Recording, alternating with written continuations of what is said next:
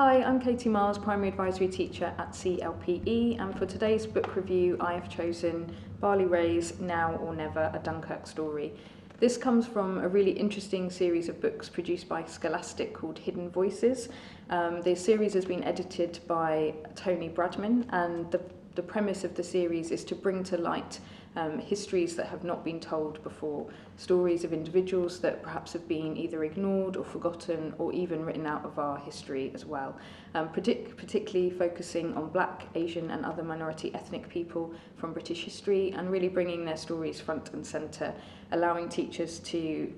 address these issues, to enrich their curriculum and particularly to reflect the realities of the children in their classrooms back at them and to show where they fit in the story of our British history.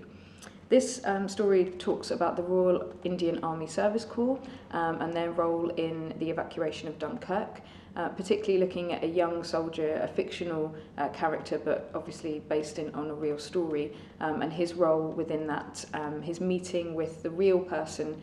Captain John Ashdown, Paddy Ashdown's father, who was the captain of the particular regiment that the young soldier served in. His orders were to leave the regiment behind rather than to evacuate them from Dunkirk, but he refused to do that, and this is the story of that journey, the young Indian soldier's route into the British Army,